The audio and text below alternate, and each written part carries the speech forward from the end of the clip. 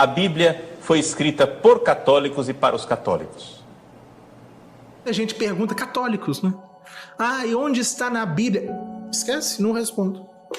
Porque essa pergunta já parte do pressuposto de que alguma coisa, para ser válida, verdadeira, tem que estar na Bíblia. Esta não é a fé. Olá, meus amigos, Pastor Wagner Nunes, mais uma vez passando por aqui. Seja muito bem-vindo ao nosso canal, ao IEC Glória Eterna.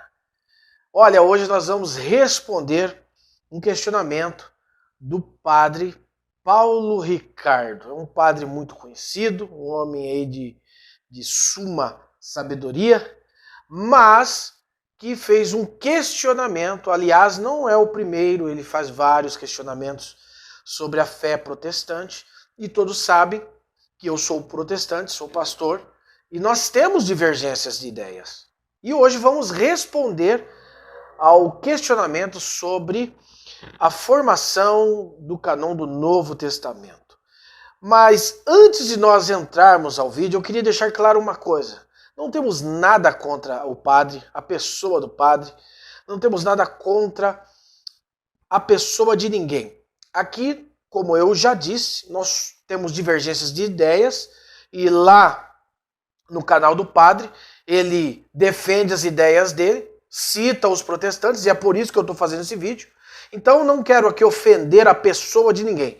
Mas nós vivemos em um país democrático, então quero deixar claro que não é para ofender as pessoas. Tenho amigos, eu amo os católicos, tá? Mas é uma resposta, tá bom? Eu sou professor de teologia, muitas pessoas mandam para nós vídeos, e esse aqui é um vídeo resposta a fim de esclarecer o questionamento. Mas antes, se inscreva no canal, comente, não custa nada. É difícil fazer o vídeo, dá muito trabalho, então se inscreva aqui no nosso canal, comente e compartilhe, tá bom? Deus abençoe, vamos até o vídeo. O que para nós católicos basta é o seguinte: quem define quais são os livros sagrados é a Igreja. Por quê? Porque foi esta mesma Igreja quem definiu os 27 livros do Novo Testamento. A pergunta é, por que os protestantes aceitam a autoridade da Igreja que definiu os 27 livros do Novo Testamento, mas não aceita a autoridade da mesma Igreja que definiu os 46 do Antigo? Muito bem, deixa eu responder ao padre nessa questão. Padre, é simples.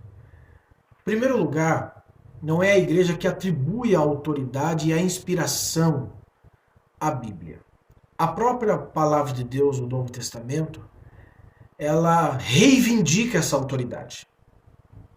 Pedro, ele disse o seguinte, em referência ao Novo Testamento, que muitos leigos e indoutos distorciam o que Paulo dizia, gerando a essas pessoas a própria condenação.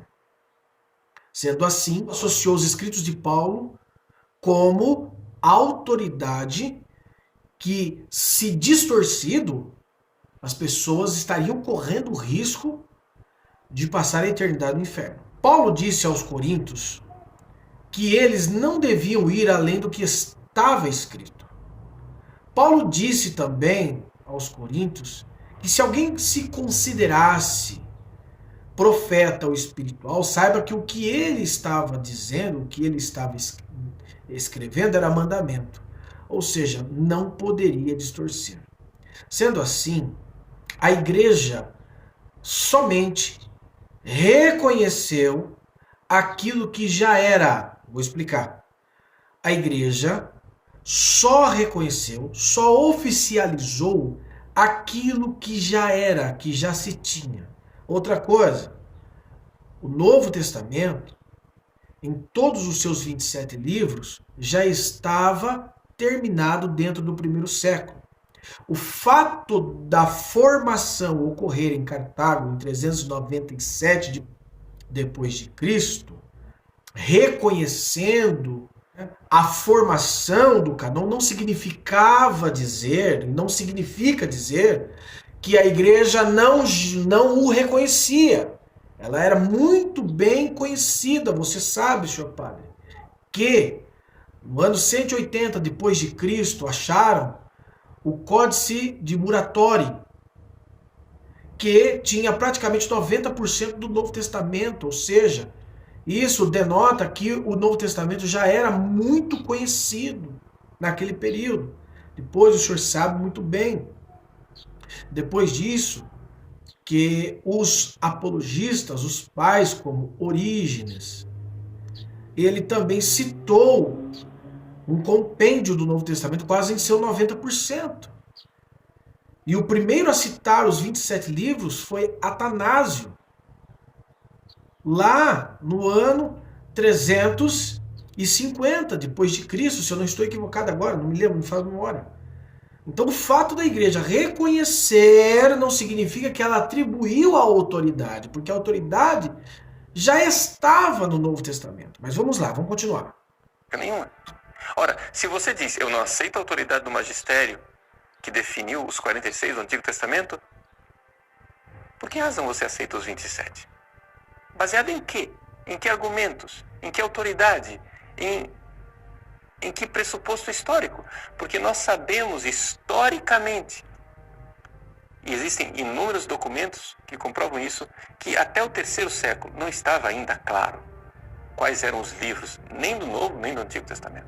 Existia sim uma divergência, mas isso não significava dizer, e não significa, novamente, dizer que a igreja e os pais não conheciam.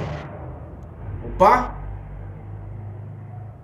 Como eu disse, os 27 livros do Novo Testamento já estava terminado dentro do primeiro século. Existia sim alguns debates, mas não significava dizer que os livros não eram conhecidos, que eles já não tinham, que os pais já não tinham uma certa familiaridade com eles. Circulando. Você vê, por exemplo, as controvérsias que houve entre Marcião e a igreja, entre os gnósticos e a igreja. Os gnósticos queriam colocar mais livros, Marcião queria colocar menos livros. Foi somente no final do terceiro século que a coisa apaziguou. Opa! Senhor padre, parabéns. O senhor falou algo muito importante que não pode deixar de passar desapercebido nesse vídeo. Olha só, o senhor falou sobre os gnósticos, a filosofia gnóstica, do dualismo, do espiritual ser bom e o materialismo ser mal.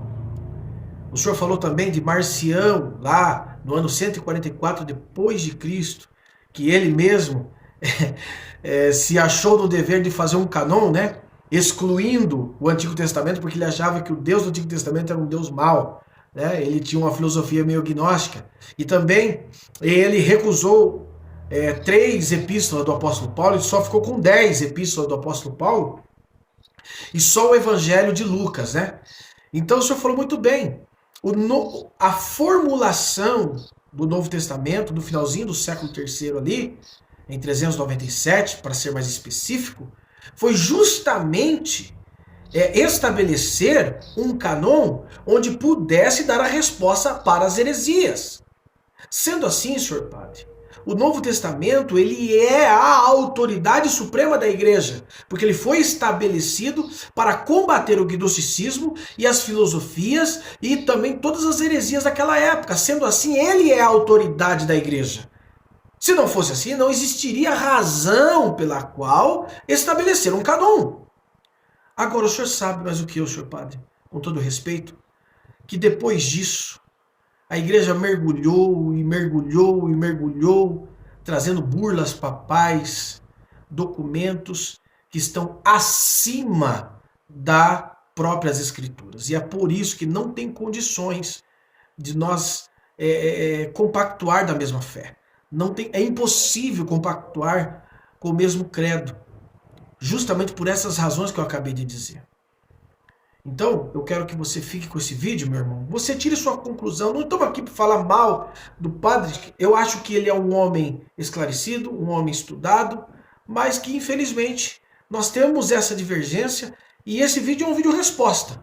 Tá? E nós temos mais coisas que não dá tempo de nós falarmos aqui. Pois é, pessoal, tá aí o conteúdo. Eu espero que você não se ofenda. O meu objetivo não é ofender ninguém, é trocar ideias. Assim como ele defende as ideias lá contra nós, nós estamos aqui para defender nossas ideias contra eles, tá bom? Mas não tenho nada contra ninguém, beijo no seu coração, que Deus abençoe a sua vida e não se esqueça de se inscrever aqui no nosso canal IEC Glória Eterna. Eu sou o pastor Wagner Nunes e um beijo ao seu coração.